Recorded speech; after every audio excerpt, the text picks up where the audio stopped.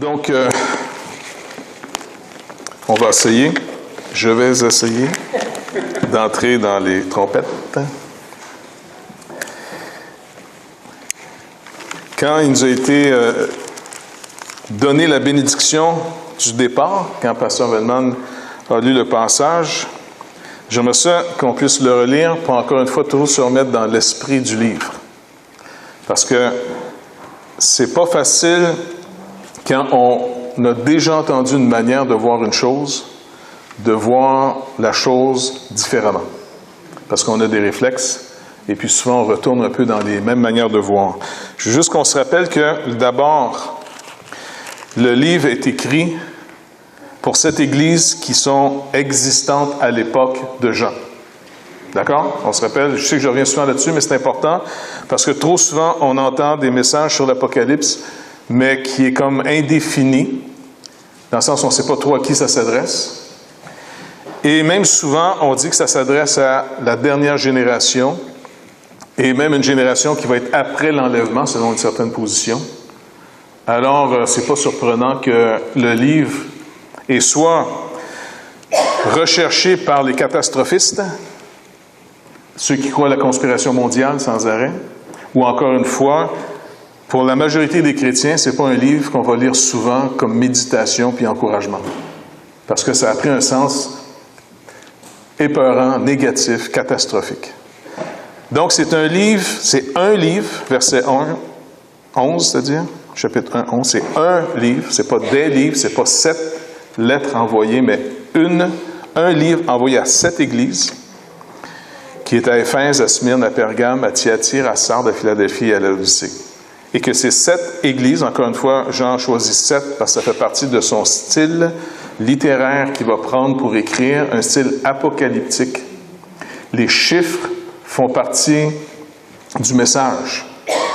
Donc 7, ça veut dire complet. D'accord?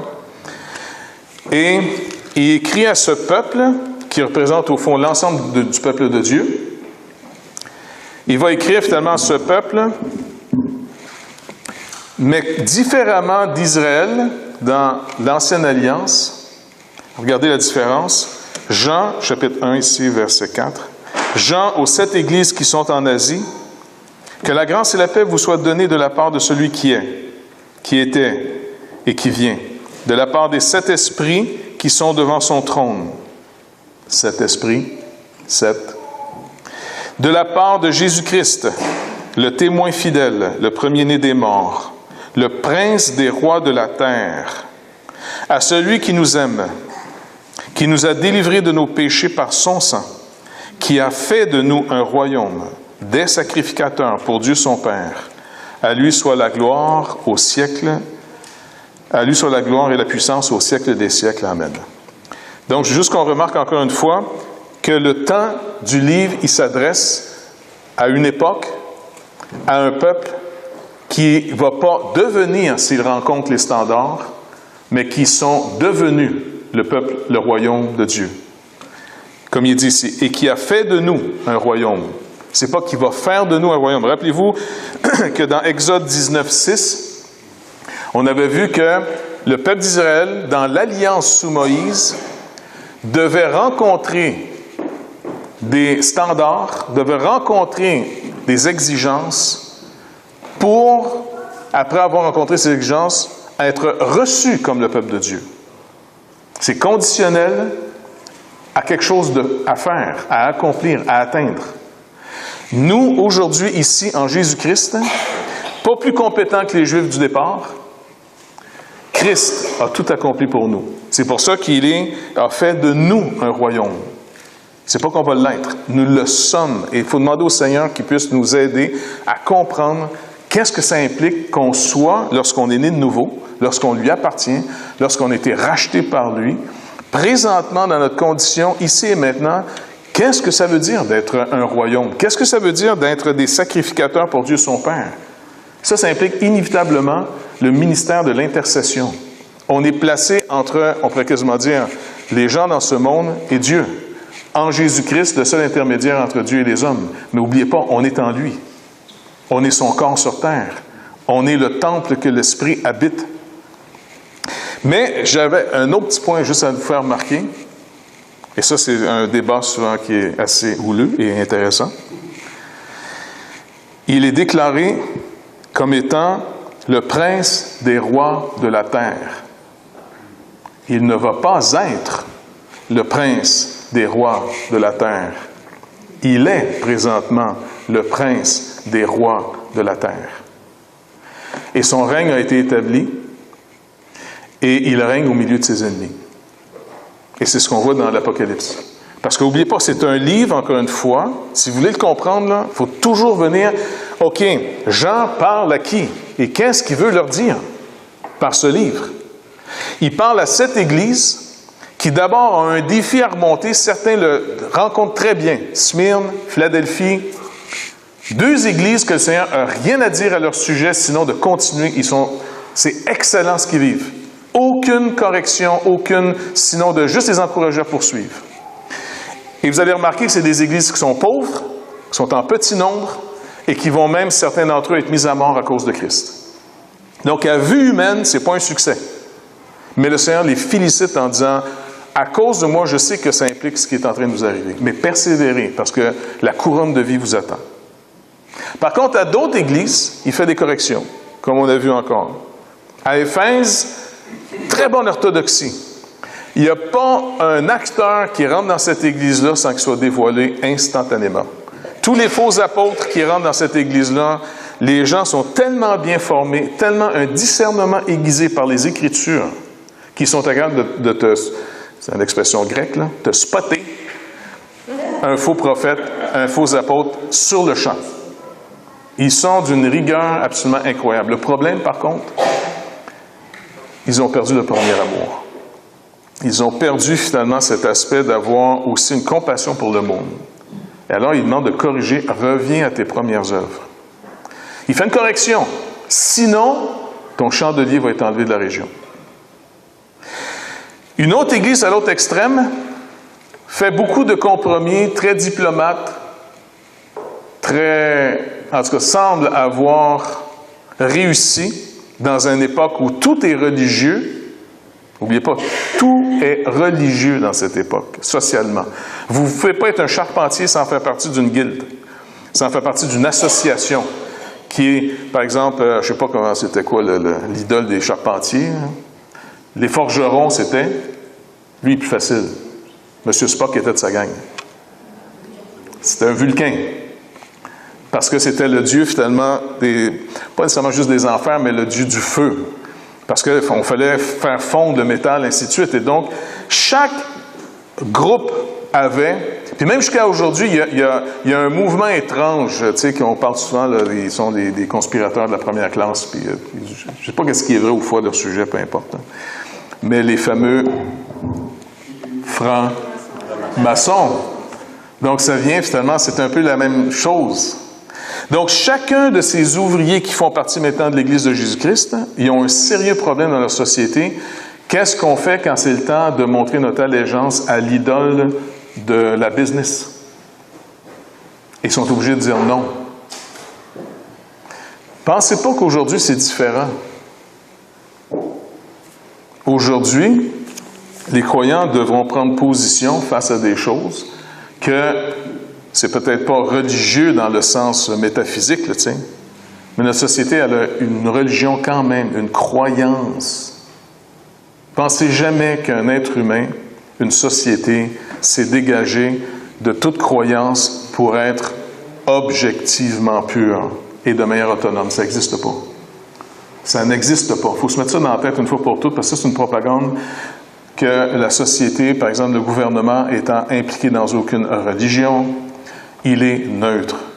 Il est mieux placé pour faire des jugements. C'est faux. Tout le monde commence par une croyance.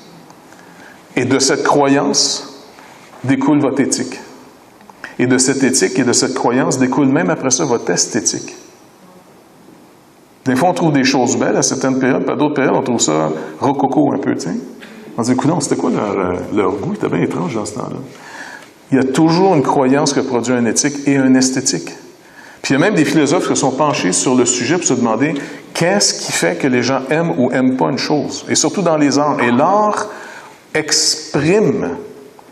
L'art, c'est vraiment une expression. Et ceux qui ont du discernement savent écouter, sans juger d'abord, c'est pas bien ou mal. Ils entendent le discours que l'art proclame. Et ils sont capables de découler, de dire, OK, vient de cette éthique, et cette éthique vient de cette croyance. Et normalement, en tant que royaume, en tant que sacrificateur, pour le Seigneur, on devrait être des gens qui décodent. Parce que le malin tient captifs les gens, et si on a une bonne nouvelle, on doit aller l'annoncer aux captifs. Donc, il faut comprendre de quoi ils sont captifs. Mais je voulais juste rappeler qu'il est déjà le Seigneur, il est déjà le prince des rois de la terre. Et pourtant, les rois de la terre sont des rebelles à son autorité. Je veux juste qu'on s'en rappelle, OK? Ça marche? Alors, après avoir donné un compte-rendu aux 7 églises, Jean est appelé à entrer dans la présence de Dieu pour voir maintenant de cette église, quel genre de culte, quel genre on pourrait dire de célébration, de vie, d'adoration, ils doivent manifester dans ce monde face à Dieu. Un croyant, une église, vit son culte devant Dieu jour et nuit.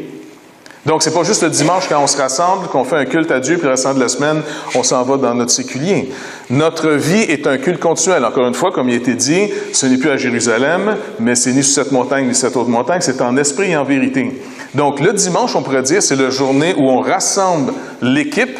C'est comme si le coach, c'est moi votre coach, et je rassemble l'équipe, et puis là, dans le vestiaire ou dans la chambre des joueurs, on se fait une mise au point où on est rendu.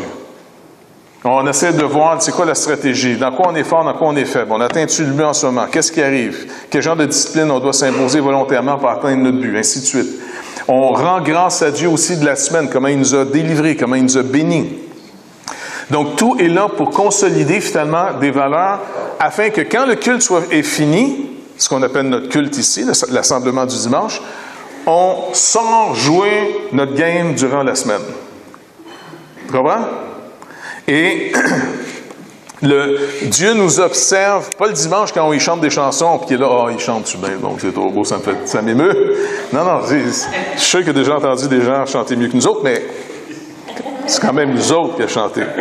Puis il nous aime. C'est ça qui est béni avec le Seigneur. Rappelez-vous qu'il nous aime. Puis quand tu aimes quelqu'un, c'est toujours cute ce qu'il fait. Même quand ça fait dur. C'est très encourageant. Donc, par contre, il va nous donner ses conseils. Il va parler à nos cœurs.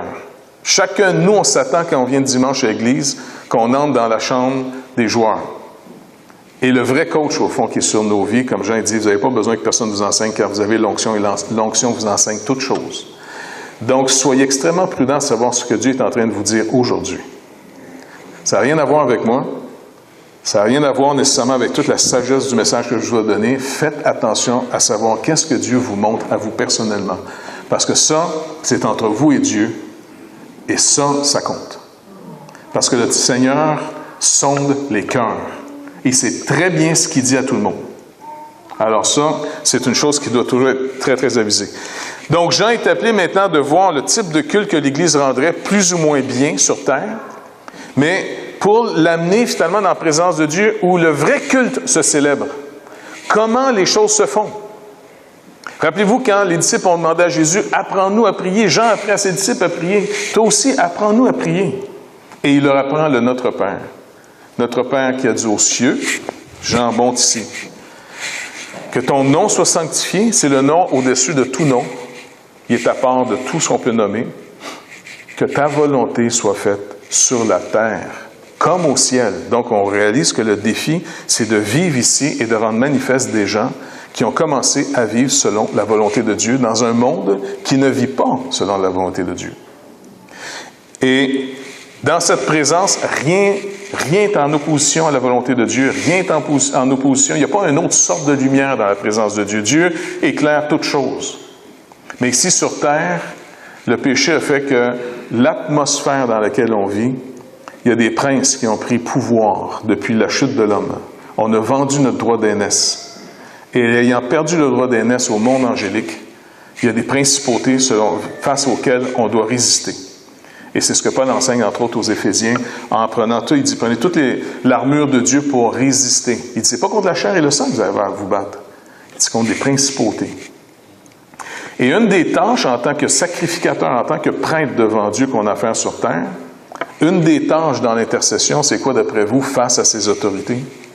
Qu'est-ce qui est une responsabilité que l'Église doit faire? Prier, oui, mais prier pour les autorités civiles. Car si on ne prie pas pour eux et on ne se bat pas pour eux spirituellement, ils sont finalement le moyen que l'atmosphère opposée à Dieu va exprimer une autre volonté que celle de Dieu. Et dans l'histoire de l'Église, elle a plus ou moins bien rempli ses fonctions. Quelquefois, ça a été bien rempli. Et l'Église, les croyants, ont vraiment amené, finalement, par les institutions que Dieu a établies, que toute autorité vient de Dieu. Ceux qui remplissent le mandat, par contre, ne vont pas nécessairement toujours faire la volonté de Dieu. Le mandat lui-même est donné par Dieu. C'est une autorité déléguée. Mais il y a des hommes et des femmes au travers de l'histoire qui ont su amener la libération par ces autorités. Un exemple assez facile. Quel est l'homme et quel est le pays qui a commencé à parce que c'est, en passant, c'est des choses que malheureusement on a perdu en chemin, mais qui a réinstallé l'abolition de l'esclavage en Occident? Non, pas Abraham Lincoln. Lui, c'était comme un exécutant, on pourrait dire. Wilberforce. Wilberforce est un chrétien qui faisait partie des Lords dans la Chambre, finalement, en Angleterre. Très hésitant en passant, le monsieur. Parce que face à cette situation de l'esclavage qui touche tout un domaine de l'économie, là, tu touches un domaine en disant, mais tu réalises-tu que si tu fais abolir l'esclavage, tu vas faire un crash mondial. L'économie mondiale va s'écrouler. Et je suis sûr qu'il y a du monde qui ont dit, non, soyons sobres. Parce que le drame avec le mal, c'est plus on le voit, puis moins il nous affecte. Et puis on est capable finalement d'enlever de la dignité à des êtres humains, parce que ça fait tellement longtemps que c'est dans notre culture, que même la victime elle-même n'est même pas en train de réaliser qu'elle a des droits qu'on lui a enlevés. Alors finalement, ce monsieur, un jour, par l'Église, des gens qui intercédaient, réalisant que le Seigneur l'avait établi, un peu comme Esther a été établie à un temps lorsque Israël était en exil, devenue la femme du roi. Mardoché, son oncle, lui dit, c'est pour une journée comme aujourd'hui que tu as été établi là. Alors, si tu n'agis pas, sache une chose, tu vas périr, toi et ta famille. Parce que souvent, on ne veut pas agir pour ne pas périr. Il dit, non, si tu ne veux pas agir parce que tu penses qu'en agissant, tu vas périr, je veux juste te dire que si tu n'agis pas aujourd'hui, tu vas périr. Toi et ta famille. La seule famille qu'elle avait, c'était le gars qui y parlait en plus. Mardoché. C'est un livre à relire, Esther. Lisez ça. Elle a agi. Parce qu'elle a dit, OK, si je dois périr, je péris. Et Israël a été sauvé par son intervention près du roi. Wilberforce, je suis sûr qu'il a dû y avoir des menaces de mort lorsqu'il a commencé à être connu comme quelqu'un qui était pour faire abolir par la loi l'esclavage. Ça a fait des guerres. Les Américains ont fait une guerre civile sur ce principe-là, parce que ça rentrait dans toutes les colonies anglaises. Et je suis sûr que la majorité des gens, à cause de leur chair, leur cupidité, leur méchanceté, c'est facile de parler de vertu quand ça ne coûte rien. Mais si parler de vertu va coûter ta vie, est-ce que tu en parles pour vrai? Ou tu fais juste te gargariser finalement avec des vérités qui sont très esthétiques à parler?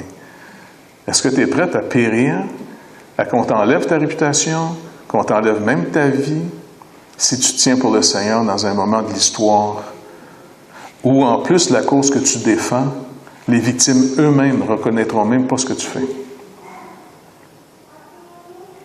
Alors, c'est le défi qu'ils ont à vivre. Le culte, c'est pas bien chanter, même s'il faut bien chanter en passant, pas de problème. Mais le culte, quand on est là ensemble, c'est surtout pour dire, le coach nous ramène dans la chambre pour dire, les gars, je vous ai sorti de la glace, maintenant, il faut qu'on se parle. Vous allez marcher avec moi cette semaine. Vous marchez en mon nom. Vous êtes mon corps. Vous êtes mon royaume. Je suis le prince de tous les rois de la terre et tous ces rois de la terre sont en rébellion contre moi. Maintenant, intercédez pour eux et marchez d'une manière digne de la vocation que je vous ai adressée. Et comme Esther, on doit dire, d'accord, si je dois périr, je péris. Mais plus souvent qu'autrement, le Seigneur manifeste une victoire. Esther a vécu. Et au contraire, ça a été un jour d'une grande libération et c'est devenu même une fête en Israël. Ça s'appelle Purim. Et puis, c'est une fête où les enfants se déguisent. Un genre d'Halloween chrétien, ou juif. Parce que les gens rejouent les personnages de la Bible, ainsi de suite. Bref, ces églises sont rappelées, alors Jean monte dans la présence de Dieu et il voit le vrai culte par rapport à celui de la terre. Vous comprenez la distinction? On doit tendre de plus en plus vers ce culte. Et là, on voit la fameuse, dans cette présence, le fameux livre. Le livre représente, encore une fois, c'est comme le but, le sens. Tu lis un livre habituellement pour avoir l'explication de quelque chose. Maintenant, Jean est devant finalement cette scène où est-ce que le livre arrive, il est scellé de 7 sceaux et personne ne peut ouvrir le livre. Mais pour revenir un peu à ce que ça veut dire, l'Église qui est persécutée, comme nous jusqu'à aujourd'hui, ça vous est jamais passé par l'esprit de vous demander comment ça va finir tout ça? Le mal va-tu finir par tout détruire finalement? Est-ce que notre planète va sombrer dans une pollution terrible? Est-ce qu'on va siphonner toutes les richesses de la Terre, qu'à un moment donné, on va se retrouver dans une surpopulation mondiale? Ou est-ce que, tu sais, les genres de films de science-fiction déprimants, là, où est-ce que c'est toutes des villes détruites, on dirait, puis le monde sont tous bizarres, là, tu sais? L'avenir, là, il n'est pas dépeint glorieusement. Il n'y a pas un film de science-fiction sur Terre qui a l'air trippant ben, tu sais. Souvent la nuit, je ne sais pas pourquoi c'est pas quasiment la nuit, ou quand c'est le jour, c'est sale, c'est poussiéreux, puis le monde sont tous bizarres. Est-ce que finalement, ma vision du futur, c'est de dire, est-ce que le mal va finir par tout ronger? Est-ce que la rouille va finir par tout détruire? Est-ce que le péché va finir par amener tout le monde dans la tombe? Est-ce qu'on va devenir des immoraux? Ça va être quoi la prochaine étape, finalement, de l'immoralité? On descend jusqu'à quel point? C'est quoi la prochaine légalisation? Parce que finalement, on a un laxisme moral, puis pardonnez-moi l'explication, l'illustration que je vais vous donner, mais elle va vous rester, vous allez la comprendre. Imaginez finalement de ne pas être capable de retenir vos intestins. Ça devient cauchemardesque, pas vrai? Vraiment, là, tu sais, ça peut être un moyen trouble. Mettez ça moral maintenant. Perdez contrôle de votre vie morale. Parce que le problème, finalement, quand on a sauté la clôture, c'est qu'on a créé finalement une nouvelle habitude. Je ne sais pas s'il y en a ici qui ont déjà fumé. C'est un petit péché niaiseux, là. C'est pas grave. Okay, je prends un petit péché pour écœurer personne, là. Mais la journée que tu vas arrêter de fumer, pour des raisons de santé ou autres, OK, tu vas arrêter de fumer. Puis comme un épais, tu t'es mis à fumer. Parce que les raisons que tu t'es mis à fumer, il n'y a personne qui va me dire que c'était bon. Ça pue. En plus, ça te fait puer. Tu sais, ça ne doit pas être intéressant d'embrasser quelqu'un qui vient de fumer une cigarette. Tu sais, ça sent un peu le fumier. Tu sais, c'est pas... ça enlève un peu de sex appeal.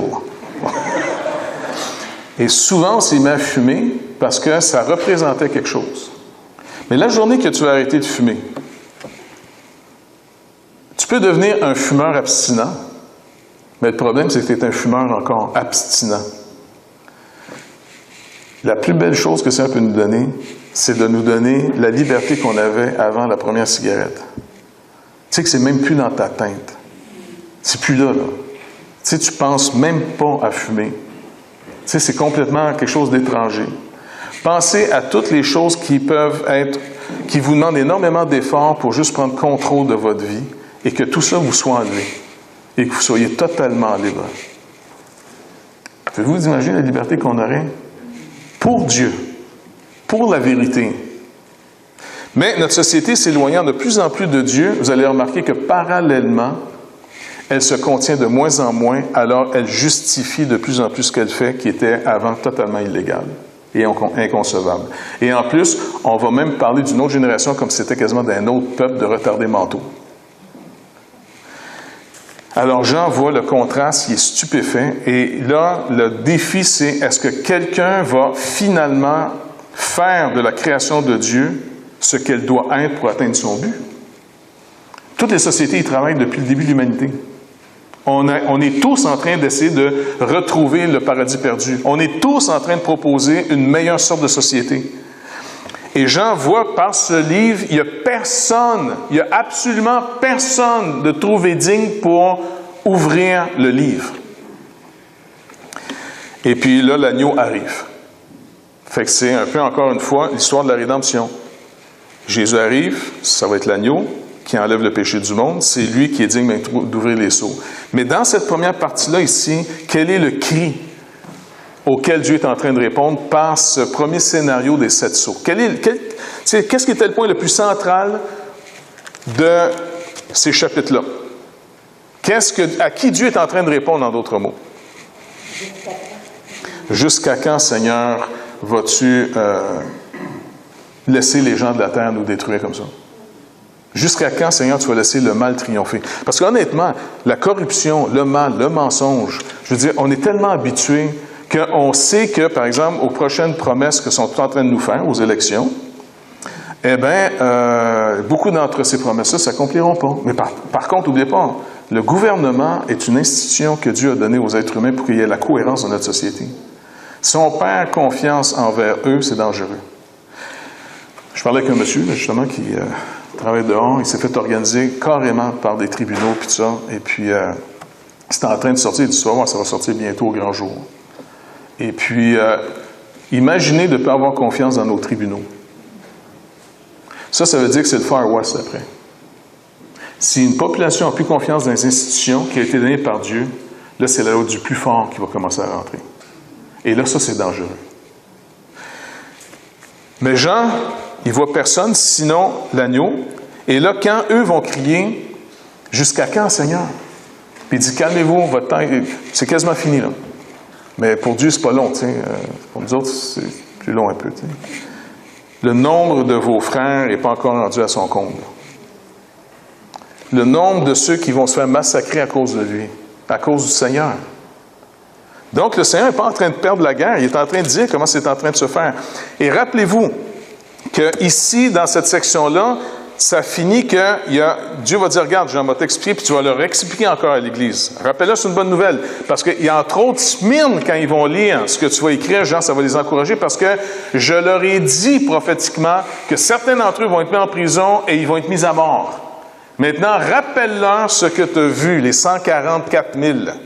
Rappelle-leur la foule. Je perds aucun de ceux que le Père m'a donnés. Ils ne seront pas perdus parce qu'ils vont tout perdre à cause de moi, mais rassure-les, ils n'ont rien perdu. Au contraire, rappelle-leur les promesses que je leur ai dites quand j'étais au milieu d'eux sur terre. Heureux ceux qui, à cause de moi, auront perdu, si ça c'est. Vous allez retrouver au-delà. Mais si on ne les a pas, ces promesses-là, puis on vit juste selon la loi des choses, honnêtement, si un chrétien ne vit pas selon les promesses que Dieu fait, je veux dire, tu ne veux plus voir clair. Tu ne veux plus voir clair. Tu veux retourner finalement dans l'illusion de tout le monde. Crevez-moi les yeux, je suis tanné de voir ce que je vois, je vais me crever les oreilles pour ne plus entendre ce que j'ai à entendre. Et puis souvent, tu vas te donner une raison d'être bien niaiseuse, et puis il y a des gens qui abandonnent leur marche avec Dieu, qui abandonnent leur vocation, qui abandonnent toute chose, et ils s'en vont finalement se mettre la tête dans le sang parce qu'ils ne peuvent plus endurer de voir l'injustice qui est rampant, qui a l'air à toujours gagner. Le Seigneur dit non, rappelle-leur. Il y a une multitude que tu ne peux même pas compter qui va être sauvée. Le Seigneur en arrache, mais plus les autres, on pense qu'il y a que nous autres, là, tu sais. Puis, le Seigneur dit, calme-toi. Va de l'avant, parle. Maintenant, pourquoi le Seigneur permet que tant d'injustices nous aient fait? Dites-vous une chose. Quand le peuple d'Israël a été sorti d'Égypte, ça c'est les trompettes, là. Quand le peuple d'Israël a été sorti d'Égypte, pourquoi le Seigneur les a sortis d'Égypte et pourquoi la parole nous dit clairement, va vers Pharaon, il ne t'écoutera pas, j'ai endurci son cœur pour manifester ma puissance. Pourquoi? Puis là, ça scandalise tous les bien-pensants. Non, Dieu est tellement amour, il ne ferait pas une chose pareille d'endurcir le cœur.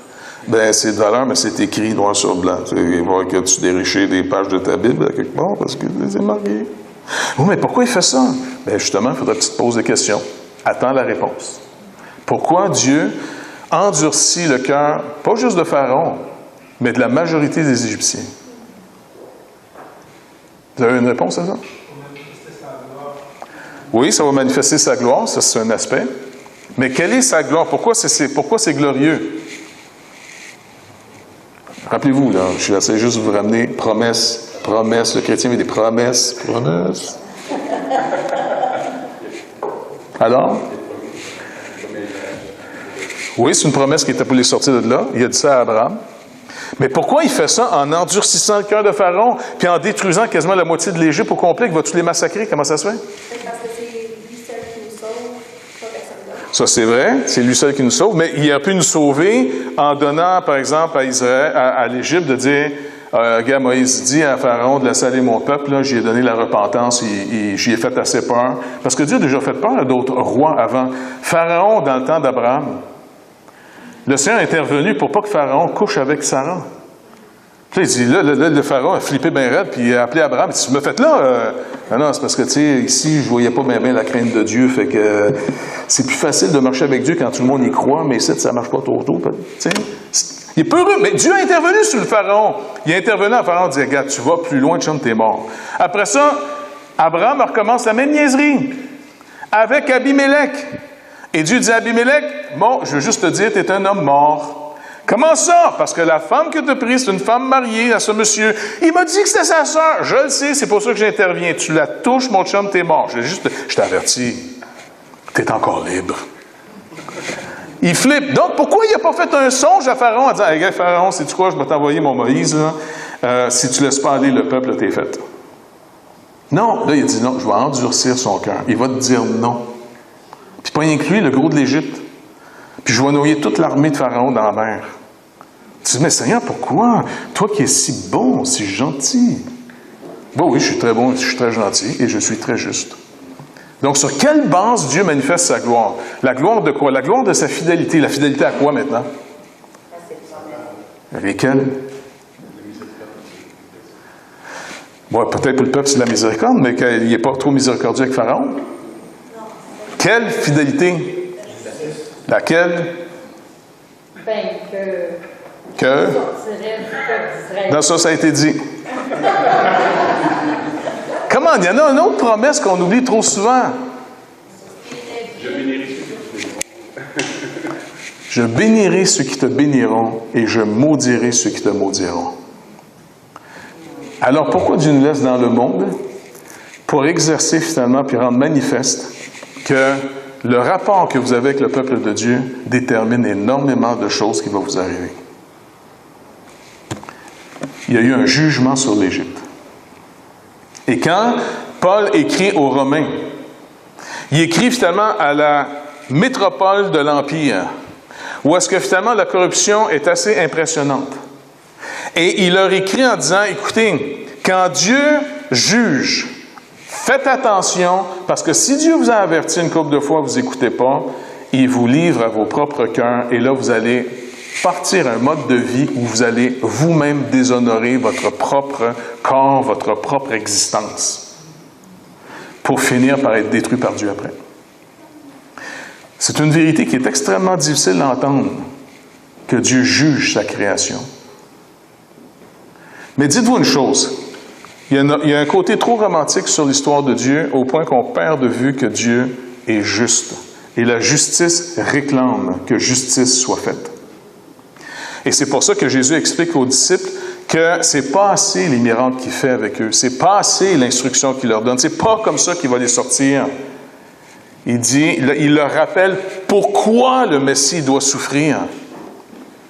Et même eux, ils ne sont pas là-dedans. Ils sont, non, peut-être qu'on a besoin de plus de chance, plus d'éducation, plus de Saint-Esprit, plus de n'importe quoi pour comme une sagesse ou une justice qu'on pratique qui s'infuse en nous, qui fait de nous des personnes de mieux en mieux.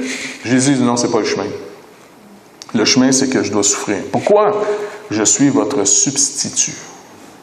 Dieu demeure juste tout en justifiant celui qui vient à lui par Jésus-Christ. Dieu demeure juste tout en justifiant. Quelqu'un doit payer. Et c'est pour ça que Jésus-Christ est devenu malédiction. Manifesté devant tout le peuple selon la loi de Moïse. La loi de Moïse, la loi de Dieu a crucifié Jésus-Christ sur du bois pour déclarer publiquement, le Père déclarait publiquement que le Fils qu'il nous a donné par amour pour nous, ses ennemis, pécheurs, il l'a maudit pour nous sauver. Il l'a maudit. La colère de Dieu est tombée sur Jésus-Christ.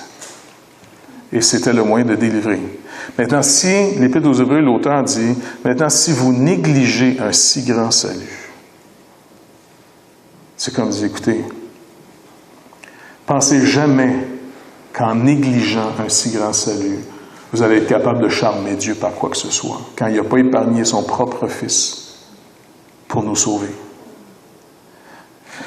Alors ça nous amène aux trompettes. Parce que là, c'est de dire, OK, Seigneur, tu nous as montré par les 7 sceaux comment tu vas faire ton jugement contre le monde en répondant finalement à ceux qui crient à toi en disant, Seigneur, jusqu'à quand? Et le Seigneur montre qu'il va perdre aucun de ceux, comme Jésus dit, ceux que le Père m'a donnés, aucun va se perdre. Et Jean voit, par ici le symbole des 144 000, Jean leur développe avec ces 144 000, c'est une foule, un peuple innombrable. Et pourquoi ils sont là? Parce qu'ils ont lavé leur robe dans le sang de l'agneau. C'est tous ceux qui sont entrés par le sacrifice de Jésus-Christ. Et puis, ils sont tellement nombreux, ça montre la victoire de Dieu qui est beaucoup plus grande que ce que le mal peut faire. Maintenant, ça finit comme ça, parce qu'oubliez pas, ça finissait avec la 6e trompette, avec le jugement final. Le jugement final, ici, regardez, je regardais, et quand il ouvrit le 6e sceau, il y eut un grand tremblement de terre, le soleil devint noir comme un sac de crin, la lune entière devint comme du sang, et les étoiles du ciel tombèrent sur la terre, comme lorsqu'un figuier secoué par le vent violent jette ses figues vertes. Le ciel se retira comme un livre que l'on roule. Toutes les montagnes et les îles furent remuées de leur place. Les rois de la terre, les grands, les chefs militaires, les riches, les puissants, tous les esclaves et les hommes libres se cachèrent dans les cavernes et dans les rochers des montagnes. Et ils disaient aux montagnes et aux rochers, « Tombez sur nous, cachez-nous devant la face de celui qui est assis sur le trône et devant la colère de l'agneau. Car le jour de sa colère est venu. » C'est pas qu'il s'en vient. Est venu. Qui peut subsister? Et là, il fait une parenthèse en disant, en passant, n'ayez pas peur, vous qui avez été appelés, qui avez répondu, qui avez mis de leur confiance en Christ, vous ne serez pas massacrés dans l'ensemble. En d'autres mots, à la fin, quand toute la catastrophe va tomber, aucun de ceux qui ont cru en Dieu vont être perdus. Alors là, ça finit après ça avec la 7e trompette, c'est-à-dire le 7e sceau, et le 7e sceau, c'est le grand silence, d'une demi-heure. Un grand silence, le jugement a eu lieu. Le calme après la tempête. Et là, il n'y a pas une bouche qui peut s'ouvrir. Aucune opposition peut se faire. Aucune. Et il dit, je vois finalement un autre scénario qui arrive, en d'autres mots. Les 7 trompettes. Maintenant, je vous ai proposé de lire finalement certains textes sur les trompettes. L'Exode. D'après vous, qu'est-ce que maintenant les trompettes ont en commun? Qu'est-ce que, dans le culte en Israël, les trompettes, parce qu'il faut toujours venir à Israël ici, qu'est-ce que les trompettes ont comme, tu sais, n'oubliez pas, les sceaux, ça a été ouvert, mais ça ne nous a pas dit ce qu'il y a dans le livre. On va le voir plus tard, dans ce qu'il y a dans le livre. Mais c'est rien que les sceaux qui sont ouverts, mais les trompettes. Alain. Certains jugements dans les trompettes, on les retrouve dans les fléaux en Égypte, mais pas tous, et pas dans le même ordre. Exactement. Ils ne sont pas dans le même ordre. Les fléaux qu'on voit en Égypte, ce n'est pas tous, mais c'est un rappel finalement que le son des trompettes, c'est un appel solennel. Solennel pour des jugements, solennel pour des conquêtes. Par exemple, comme tu dis sur le Sinaï, ainsi de suite. Là. comme le texte dans l'Exode chapitre 9, chapitre 7, chapitre 10. Et comme vous remarquez, Jean ne va pas nécessairement les suivre dans l'ordre. Pourquoi? Parce qu'il ne veut pas qu'on revienne comme s'il rappelle juste cette histoire. Cette histoire de l'Égypte, c'est l'histoire continuelle comment Dieu libère son peuple. Par exemple, avez-vous remarqué les 12 tribus d'Israël? Qu'est-ce qui n'est pas normal dans les 12 tribus d'Israël? Joseph est là. Oui, mais c'est parce que c'est ses deux fils qui sont en place. Là. Oui? Élie est remplacé par les deux fils. Élie et Joseph sont remplacés par les deux fils de Joseph. Comment tu dis?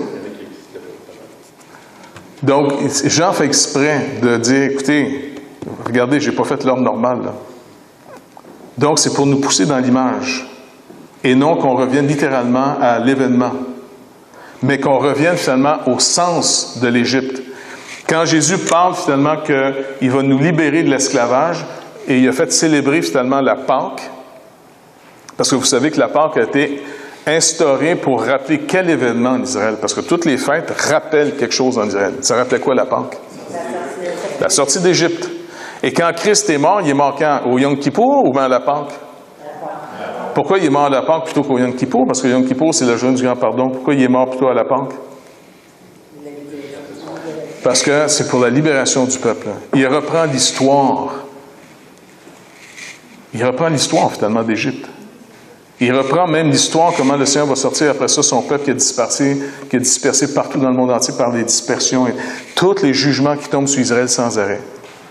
Donc, c'est un scénario pour nous faire prendre l'idée majeure et non pas spécifiquement l'événement. Mais c'est comme ça que ça se passe. Par exemple, quand il fait le jugement en nous donnant le monde, quel est le symbole que Dieu va nous donner le monde? La terre promise. Mais qu'est-ce qu'il y a comme problème avant, quand on rentre dans la terre promise? Elle est déjà habitée. Et puis, ils sont bien organisés. La première ville, c'est pas Haï. Il commence avec la ville la plus impressionnante de la place. Où est-ce que les gens disaient, il y a des murs qui montent jusqu'au ciel, puis des tours, puis des géants, puis les gars les capotent bien raide, je veux dire. T'sais. Mais comment ils vont avoir la victoire sur les ennemis de Dieu? Parce qu'en réalité, Canaan, c'est les ennemis de Dieu. Trompette. Imaginez finalement que Dieu, ça se trouve finalement, comme vous l'avez vu dans Josué, au chapitre 6. Le Seigneur dit, voici comment tu vas faire, Josué. Maintenant, à chaque jour, vous allez faire le tour et sonner la trompette. Toute la ville est de l'autre côté sur les murailles, ils sont en train de regarder le peuple qui tourne autour. Là, se demander ce qui arrive. Puis les autres sont derrière leur fortification, une ville quasiment imprenable, et ils sont comme en disant, le lendemain, même chose. Pendant 6 jours. Et la dernière journée, quand c'était le temps de le faire, il dit là, les trompettes sonnent 7 fois. Et il dit que les murs de Jéricho ont tombé. Leur forteresse est tombée, ça a fait comme une implosion. Et il dit que l'Éternel a tué plus de monde que la guerre après quand les gars sont rentrés. On est finalement dans une époque où on ne veut plus entendre parler de jugement ni de conséquences. Puis c'est pas juste face à Dieu en passant. N'oubliez pas, croyance, OK? Croyance produit une éthique, l'éthique produit une esthétique. La croyance, c'est qu'il n'y en aura pas de conséquences. Et ça, c'est devenu tellement imbriqué dans notre culture que moi, je veux continuer à vivre n'importe comment et je vais aller voir mon médecin pour qu'il me donne une pilule pour que je continue à vivre n'importe comment. Si je vois mon pilule, je vais dire, écoute, t'as pas une pilule qui fait maigrir? Il risque de me dire, mange moins, bouge plus. Ça veut dire, ouais, les gars, pas une autre solution? Tu peux te couper l'estomac si tu veux? Oui, peut-être que non. D'autres vont dire, non, je veux vivre n'importe comment, ma sexualité n'importe comment, mais ça cause, il paraît, des maladies des fois, des petites infections. Tu as une pilule pour ça?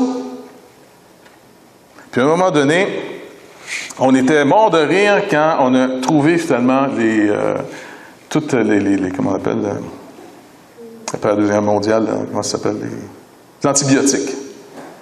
Ou un petit peu avant peut-être. Mais tu sais, là, c'est comme, hey, c'est fini de s'en faire. On a trouvé l'arme fatale contre les bactéries. Mais, on a oublié que Dieu, finalement, il est généreux.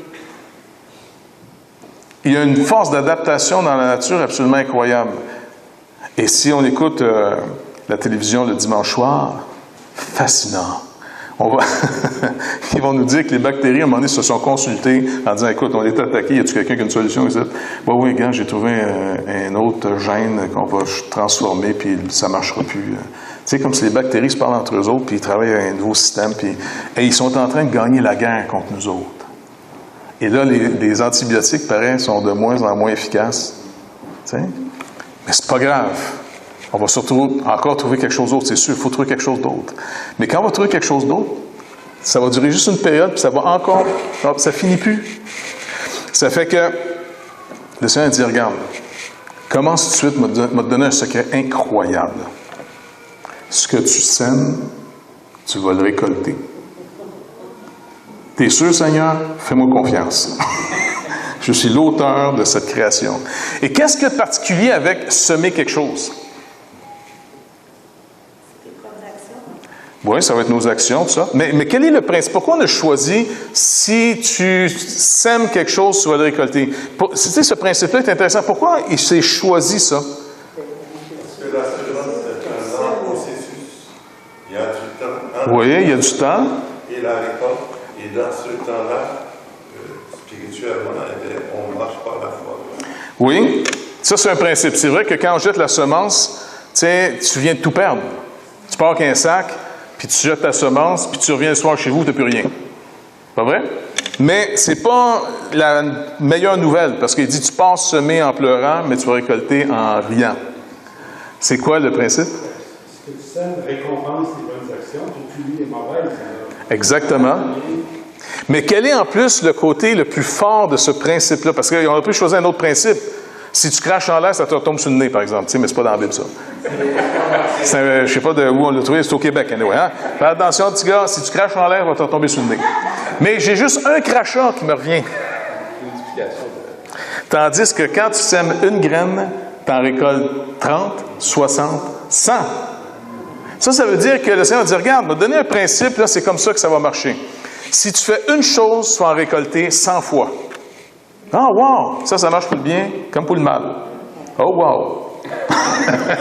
Ça fait que là, ça dit, je t'ai donné un jardin, occupe-toi-en. Mais rappelle-toi, tout ce que tu vas semer, tu vas le récolter. Puis il dit même pour toi, vu que tu es mon enfant, je vais t'en donner un petit peu plus. Un petit peu plus de tout. OK.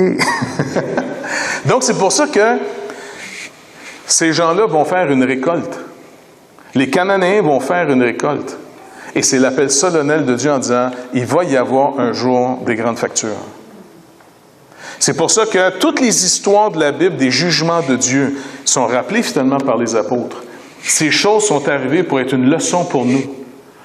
Que tout ce qui a été fait, Jésus lui-même le dit, tout ce qui a été fait, tout ce qui a été dit doit rendre compte. Puis il n'y a rien qui va être échappé. Alors finalement, on devrait avoir la même réaction que l'apôtre Pierre, mais qui peut être sauvé? Et Jésus répond à Pierre, impossible aux hommes. Tu ne peux pas t'en sortir. Tu comprends-tu? Tu ne peux pas t'en sortir. Eh oui, si c'est ça la mesure, certainement, on ne peut pas s'en sortir. Alors sans moi, vous ne pouvez rien faire. Donc, ce n'est pas plus d'éducation que Jésus voulait leur donner. Au contraire, c'est l'éducation de juste leur faire mieux comprendre ce qu'ils n'avaient pas compris. Je ne vous donnerai pas une religion pour vous améliorer. Je vous donne finalement l'enseignement que vous deviez comprendre sur la loi. Vous êtes tous coupables. Et personne n'atteint le but. Mais Dieu a tant aimé le monde qui n'atteint pas le but qu'il propose maintenant en disant « quiconque veut vienne ». Mais le problème du péché, ça a fait de nous des gens qui ne veulent rien savoir. C'est beaucoup plus profond qu'on peut penser. C'est pas juste quelqu'un qui est immoral, c'est quelqu'un qui, même moralement, ne veut rien savoir de Dieu, je veux garder ma vie. C'est à moi, je la garde. Le Saint dit non, qu'est-ce que tu as qu'on ne t'a pas donné, mon pauvre toi? Puis à un moment donné, tu vas tout perdre. Tu vas tout perdre à un moment donné. Mais il n'y a rien que tu as qui ne t'a pas été donné. La journée que la santé vous est enlevée, là, vous allez réaliser que la santé, ce n'était pas quelque chose que vous possédiez. C'était quelque chose qui vous soutenait. La journée qu'elle part, tu es beaucoup moins riche. Même chose avec le temps. On dirait qu'on était longtemps jeunes. Avec ma femme, hier, on regardait, il y avait une émission, là, les enfants de la télé, je pense, quelque chose comme ça. Puis, on venait de réaliser qu'on était vieux. Et puis, tu dis, attends, mais il me semble que quand tu es jeune, ça a été longtemps qu'on était jeune, puis on ne sait pas ce qui est arrivé, tu te réveilles un jour en disant, non, on est vieux, nous autres. Puis on se dit, mais pourtant, on ne se sent pas vieux. Est-ce que les autres nous voient de même? Je pense que oui. Mais nous autres, on est sûr qu'on est jeunes encore, parce que quand on s'en va vers les jeunes, on pense nos égaux. Et là, il dit, bonjour, monsieur. Si vous voulez, je peux prendre ma place, tu sais. Alors, finalement, tu réalises que, wow, tu viens de passer un cap, tu comprends? C'est bientôt fini. Puis en passant, il n'y a pas d'âge pour mourir. Mais quand même, si tu vis même une vie de 80 ans, tu sais, ça a l'air long. Tu sais, quand tu es jeune, 80, on dirait que c'est l'infini. 80, on n'atteindra jamais 80. Certains d'entre nous, dans 5 ans, on a 70 ans. 70. Il me semble que c'est vieux, ça. C'est rien que les vieillards qui ont cet âge-là. D'autres dans 10 ans ou 9 ans. 70 ans. 70 ans. Il me semble que ce n'est pas un chiffre qui me va bien, je trouve. 70 ans. Il me semble que je ne peux pas avoir ça, moi, 70 ans, bien vite, là. C'est rien de dire, oui, mais je t'ai fait un cadeau. En vieillissant, tu vois de moins en moins clair. Fait que tu rêves de plus en plus. Donc, les trompettes, c'est l'avertissement final. Et en même temps, le Seigneur nous montre une vérité absolument très importante. Faites attention de ne pas vous opposer ni à la grâce que Dieu fait quand il fait grâce, ni au jugement quand Dieu fait un jugement. Puis là, je le dis vraiment avec précaution, parce que certains vont scandaliser que Dieu ait fait grâce à quelqu'un, oubliant qu'on est l'objet de sa grâce. OK? Il y a des gens qui disent, attends, parce qu'une église se développe, va de l'avant, puis à un moment donné, Dieu est en train de sauver des gens qui ne sont pas de notre genre. Puis là, on est, wow! Dieu sauve les gens avec des cheveux bleus. Tu comprends? Tu dis, oui, ils ont des cheveux bleus, puis... Et là, on peut être choqué un peu, puis là, on se choque des fois que Dieu fait grâce. Et puis celle-là, on essaie souvent de les défendre. Non, mais écoutez, c'est le pardon de Dieu. Mais on est dans une période très romantique qu'à la limite, ça s'accepte mieux maintenant qu'avant. On est d'accord? Nos sociétés sont beaucoup plus tolérantes parce qu'on valorise l'inclusion de tous sans jugement de rien. Pas vrai? On entend ça. On ne juge pas. Nous jugeons juste ceux qui jugent. Mais nous ne jugeons pas. On inclut tout le monde sans distinction. Ça, c'est la grande valeur d'aujourd'hui. Donc, il y a peut-être 50 ans, on se scandalisait que Dieu accepte dans sa grâce des pécheurs. Puis là, ça prenait de la foi. Aujourd'hui, j'aimerais juste rappeler au monde entier que autant ça choquait avant de voir que Dieu recevait les gens par pure grâce, faites attention maintenant qu'on est rentré dans un temps où les gens n'acceptent pas que Dieu juge sa création et la condamne. Dieu juge et condamne aujourd'hui des gens. Ah non, non, Dieu est bon, Dieu est bon. Certainement qu'il est bon. Il est tellement bon qu'il a donné son Fils unique et qu'il en a fait une victime expiatoire. Mais tous ceux qui vont fouler comme quelque chose d'impur, de profane, son sacrifice, la colère de Dieu est présentement, selon l'apôtre Paul, dans ce livre, la colère de Dieu est sur toute personne qui n'a pas Jésus-Christ comme son Sauveur et Seigneur. Celui qui n'a pas le Fils n'a pas la vie et la colère de Dieu est sur lui. Donc, si avant on se choquait dans une société dite morale que Dieu finalement sauvait les pécheurs, aujourd'hui on est rentré dans une société qui se choque que Dieu condamne les coupables. Mais les chrétiens, il va falloir qu'on soit en train de dire au Seigneur, aide-moi à comprendre et d'accepter que tu fais grâce quand tu fais grâce et de recevoir comme tu reçois. Et en même temps, Seigneur Dieu, aussi, donne-moi d'accepter que quand tu condamnes, tu condamnes. Et que ce soit mes amis, que ce soit des gens que je ne connais pas. Et là, on va voir comment Dieu condamne un monde sévèrement. Mais ça, ce n'est pas en mode. On ne veut pas en entendre parler de ça, mais c'est dans la Bible. Et c'est pour ça qu'il rappelle à ces églises. Là, vous allez voir aussi comment Dieu va de l'avant dans son jugement par les trompettes. Et il va y avoir beaucoup de gens qui vont mourir. Et là-dedans, il va y avoir deux types de personnes qui vont répondre. ceux qui se repentent, que le brisement et la colère de Dieu vont être rendus manifestes, peut amener certains à la repentance et au salut.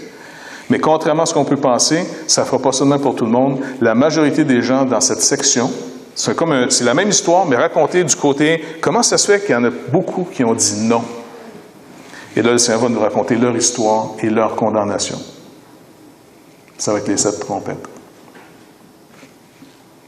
Et il va y avoir à peu près le même, vous allez remarquer, là, il va y avoir à peu près la même structure. La 5e trompette avec le 5e sceau, la 6e trompette avec le 6e sceau. Vous allez voir quelque chose de similaire, la même grande parenthèse aussi, et elle est bâtie de la même manière. Donc, vous êtes obligé de voir que c'est une construction littéraire qui est en train d'être faite sur un scénario. On recommence l'histoire. Et ça va finir encore comme les sceaux, ça va finir que ça va être la fin. Et quand ça va finir avec la fin, bing, on repart avec les coupes. Et entre les deux, il va y avoir 7 tonnerres, et étrangement, pour ces 7 tonnerres, Dieu ou la parole va dire à Jean, n'écris pas ce qui est dit. Donc, il y a 7 tonnerres qui doivent avoir lieu sur l'humanité, et là, ça ne nous est pas permis de le savoir. Jean n'a pas eu le droit de nous dire qu'est-ce qui va arriver, comment ça va se passer là-dessus. Mais de toute façon, avec tout ce qu'on sait, on en masse, fait que peut-être nous épargner un peu, là. Fait que voilà, le livre, encore une fois, nous rappelle, puis si la seule leçon que je pourrais qu'on pourrait se rappeler, c'est quand les trompettes sonnent, c'est l'appel solennel. Et Paul rappelle que l'archange, quand il va venir au son de la trompette, il va y avoir finalement des choses finales. Donc, ce qu'on sème, et c'est pour nous encourager à continuer à semer dans la foi et de vivre selon les promesses de Dieu, parce qu'il a toujours été fidèle à ses promesses. Si l'Égypte a été jugée si sévèrement et que des milliers de personnes sont mortes, c'est parce qu'il avait dit à Abraham, si quelqu'un te bénit, je vais le bénir. Si quelqu'un te maudit, je vais le maudire. Et ça a été manifesté. Et l'Église est dans le monde aujourd'hui, et quand un pays traite mal l'Église, le pays va avoir des conséquences. Si quelqu'un vous traite mal, il va y avoir des conséquences. Si quelqu'un vous traite bien, il va y avoir des conséquences. Ça, c'est une chose qui vient avec le croyant. C'est pour ça qu'il dit, maintenant, vous êtes devenus des fils d'Abraham, vous qui avez cru. Des fils spirituels. Et les fils spirituels reçoivent l'héritage d'Abraham. Ça fait partie de l'héritage. Donc, c'est pour ça que Paul va dire, et puis on va faire très attention, maintenant, comportez-vous d'une manière digne de la vocation que vous avez eue. Faites attention de ne pas être une pierre d'achoppement pour les gens. Abraham a été quelquefois une pierre d'achoppement pour Pharaon ou Abimelech. Dieu est intervenu, mais ce n'est pas sa volonté dans le sens parfait, là. Nous, il nous demande de tenir ferme et de ne pas être une pierre d'achoppement. Mais ça ne veut pas dire que parce qu'on va faire ce qu'on peut et qu'on ne soit pas une pierre d'achoppement, que les gens vont dire tout oui. Ça appartient à Dieu. Paul rappelle une vérité qui scandalise encore notre époque. Dieu fait grâce à qui il veut, puis endurcit qui il veut. Son jugement est déjà en cours, comme il est en train de faire grâce à qui il veut. Donc, on est mieux de courir vers Dieu en disant, Seigneur, je viens à toi sur la base de ta grâce en Jésus-Christ. Et je n'ai pas d'autre espoir. Et le Seigneur dit qu'il ne mettra pas dehors celui qui vient à lui. Par Jésus-Christ. Mais si vous prenez un autre chemin, je suis désolé, ça fait exclusif, mais c'est comme ça. Personne ne peut se déclarer chrétien s'il ne reconnaît pas les vérités de la Bible, l'œuvre de Jésus-Christ comme étant l'œuvre finale, l'œuvre accomplie, parfaite. Amen.